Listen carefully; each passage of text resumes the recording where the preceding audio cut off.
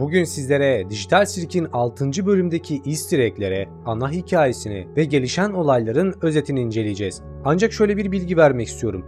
Yeni çıkan easter egg'lerde özellikle Mordor Drones'a gönderme ve orada gizli bir mesajın olduğu, Jax'ın neredeyse soyutlanması, Kane'in ara sıra bozulmaları ve en önemlisi Zubal'ın seks istemesi hakkında bazı teoriler üreteceğiz. Bu kısımda Pomni'nin özellikle kendi benliğini kaybetmesi ve kötüleşmesi, Kinger'ın özellikle de inanılmaz derecede mantıksal konuşması ve oluşturmuş olduğu kelebekle can yenilemesi de ayrıca bu videonun konularından sadece bir tanesi. Ancak şu bilgiyi vermek istiyorum. Bu bölümde aslında genel olarak daha doğrusu ana kahraman Pomni değil Kinger olarak düşünmeye başladım. Çünkü bir oyun geliştirici olduğunu daha önceki bölümlerde öğrenmiştik. Ve bu noktada aslında Kinger'ın çok daha arka planda güçlü özellikler olduğu, hatta Kane'i bile yenebileceğine dair bir teori ürettim. Lafı fazla uzatmak istemiyorum. Hemen videoya geçmeden önce ise videoyu beğenmeyi, kanalıma abone olmayı ve daha fazla teori için özellikle Discord sunucuma gelmeyi veya yorumlarda teorini paylaşmayı unutma diyerekten ben Masalcı Dede. Kanalıma ve videoma hoş geldiniz. Evet sevgili dostlar, dün akşam saat 1 civarında Dijital Sirk'in 6. bölümü yayınlandı ve 720.000 kişiyle beraber o bölümü izledim. Ve inanılmaz detaylar yakaladık. Bu noktalardan bir tanesi ilk etapta her zaman olduğu gibi Kane'in bir oyun yapmak istemesi. Ancak fark ettiniz mi bilmiyorum ama Kane artık kontrolü kaybetmeye başladı. Ve her kaybedişinde de bozulmaların arttığı gibi etkinliklerin şiddeti de artmaya başladı. Özellikle de bu bölümde birbirlerini öldürebilmek için silah vermesi ve bu noktada umursamaz tavrı ve en sonunda herkesi bir yere gönderdikten sonra cebinden fotoğraflar çıkartıp şirkete ait görseller olduğu kısım bizleri derinden etkilemişti ve hikayeye büyük katkı sağladı. Ve şunu öğreniyoruz. Kane'in bir yapay zeka olduğunu daha önceleri söylemiştik. Ama bu noktada kendi şirketine bakması aslında bir özlem duyduğunun da anlamına gelir. Bu noktada farklı teorileri de zaten inceleyeceğiz. Ama sabırlı olun çünkü artık geri dönebilecekleri bir dünya olmadığından dolayı Dijital Sirk'e mahkum kalmış olabilirler. Hemen fazla konuyu dağıtmadan şöyle başlayalım. Olayları step step geçelim. Biliyorsunuz Kane etkinlik düzenlemeye çalışıyor ama Zubul her zamanki gibi bundan nefret ettiğini ve yapmak istemediğini söylüyor ve artık ben seks yapmak istiyorum diyor. Bu noktada Kane'in donması onun insani duyguları anlayamadığı veyahut da kriz geçirdiğinin bir belirtisi. İki seçenek var.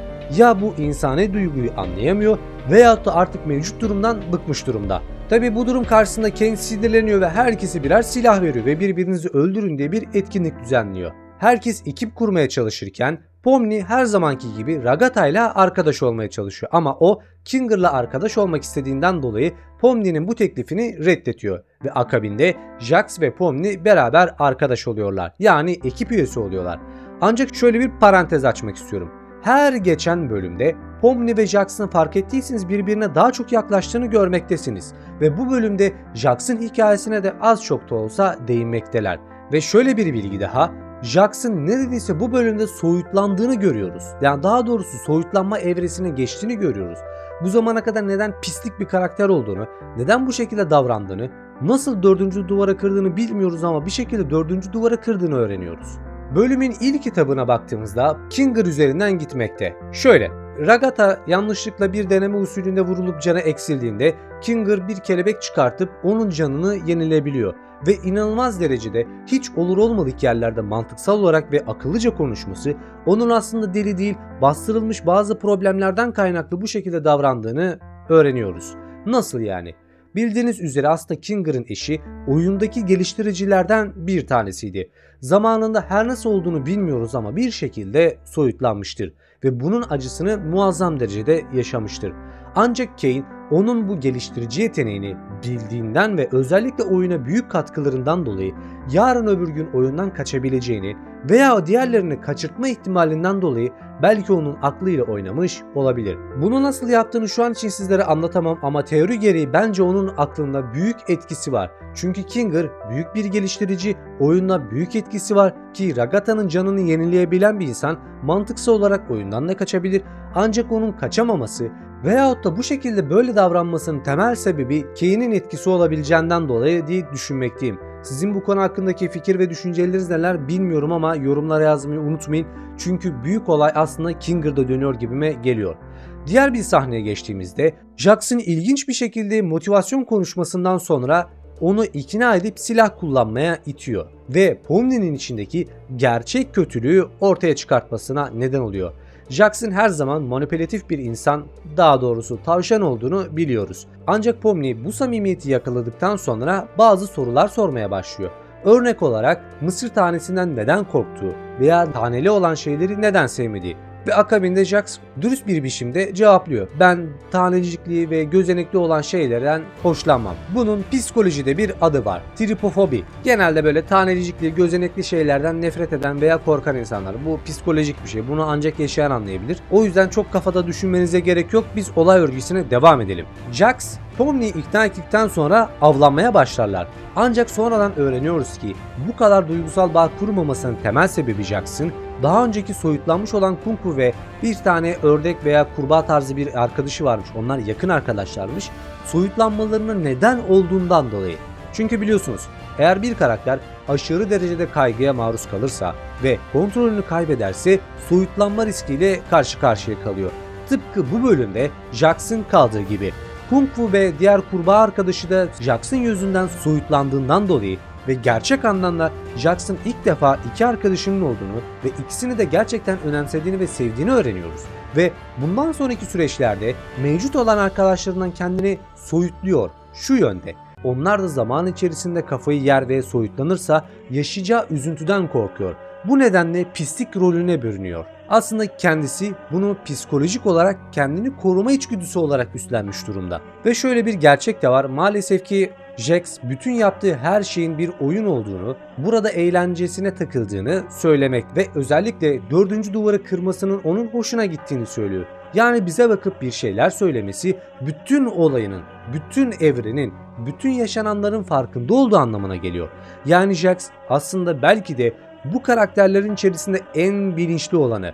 Geçmişine dair bilgi çok fazla bilmiyoruz. Sadece kansere yakalandığını fakat bunun bir yalan olabileceğine dair söylentiler var. Şu an için net bir bilgi değil ama en mantıklı, en akıllı ve geçmişini hatırlayan tek kişi büyük ihtimalle Jax. Bunu da nereden anlıyoruz? Özellikle Pomni onu kışkırttıktan sonra Jax'in birden parlayarak neden bu kadar kötü davrandığını söylemesiyle öğreniyoruz. Tamamıyla hepsi bir kurmaca. Yani Jax'in kendini koruyabilmek için yaptığı bir şey. Diğer bir sahneye geçtiğimizde ise Kinger'ın Ragatha ile konuşurken mükemmel derecedeki motivasyonu ve akıllı davranması Ragatha'yı da şaşırtıyor.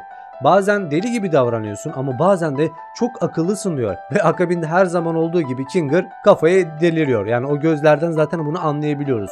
İşte bunu dediğim gibi bunu yapma sebebi veya olma sebebi aslında bilinçli bir varlık, oyundan kaçabilme potansiyeli var. Ancak Kane'in bunu engellemesinden dolayı yapıyor olabilir. Yani kafayı yemesinden dolayı olabilir veya en önemlisi bir teori üretmiştim. Eğer ilk bölümleri izleyebildiyseniz ne demek istediğimi çok daha iyi anlayacaksınız. Aslında dijital sirk bir sanal dünya. Buraya bütün bedenler sanal yolla aktarılmış. Ama rivayetlere göre özellikle de Jax'in kanser olmasını da hesaba katarsak belki de bu bireylerin hepsi hasta. Yani bedenleri ölmek üzereydi.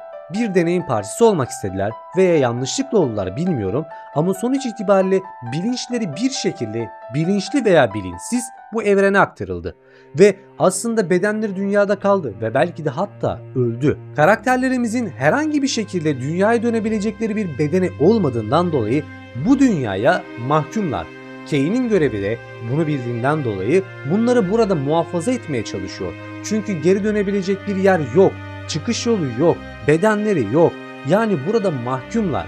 Ama Kane bunu bildiğinden dolayı bir yapay zeka veya bilinçli bir birey bilmiyorum ama o kartı çıkartıp daha doğrusu fotoğrafı çıkartıp bakması bana yapay zekadan çok bilinçli bir birey olabileceğini anımsatıyor.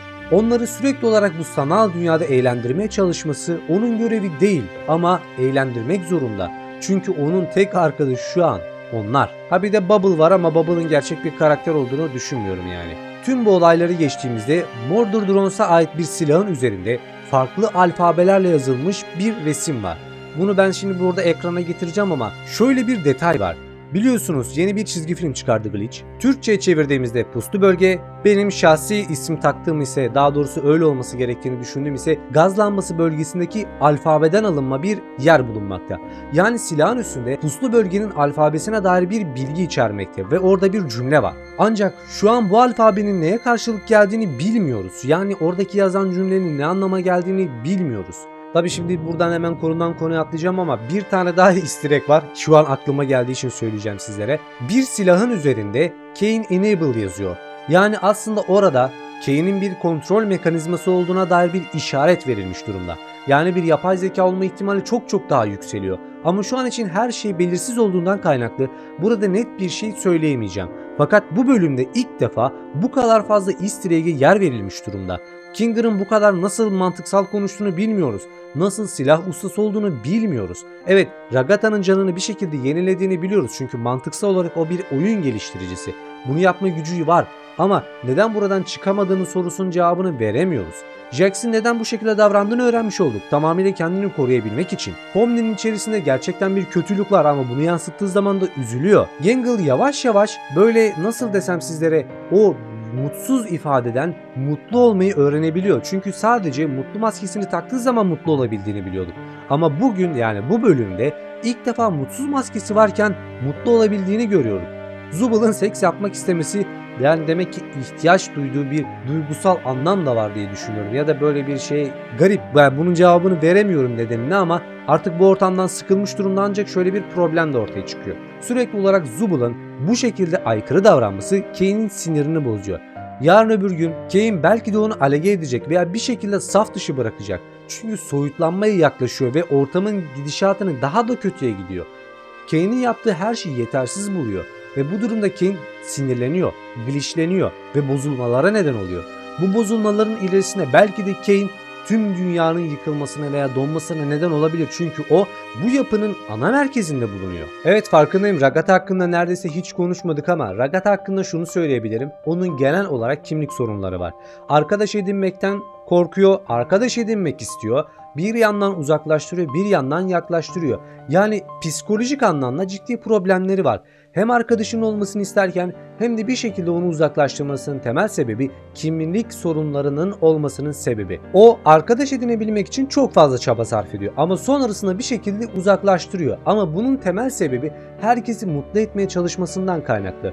Aslında kişilere rahat bırakıp onlara bir alan verse belki de böyle problemler yaşamayacak. Sürekli olarak onlarla takılmasını, beraber bir şeyler yapmak istiyor ve ama sorun şu ki herkes her zaman biriyle takılamaz. Bazen bireysel zamanlara ihtiyaç duyabilir veya bazen başka insanlarla takılmak isteyebilir.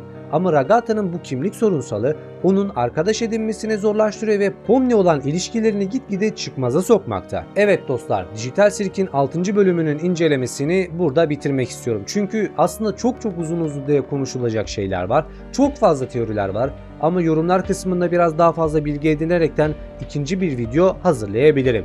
O yüzden dostlar sizlerden ricam bütün bu teorilerinizi kullanarak yorumlara yazmanızı veya Discord sunucuma gelmenizi veya Instagram'dan bana ulaşabilirsiniz, fark etmiyor. Böylelikle çok daha çeşitli ve zengin bir video hazırlayabiliriz. Eğer sen de buraya kadar izlediysen de videoyu beğenmişsin demektir. Kanalıma abone olabilir, videoyu beğenebilir ve en önemlisi teoriler için Discord sunucuma gelebilirsin. Başka bir videoda görüşmek üzere. Kendine iyi bak, hoşça kal.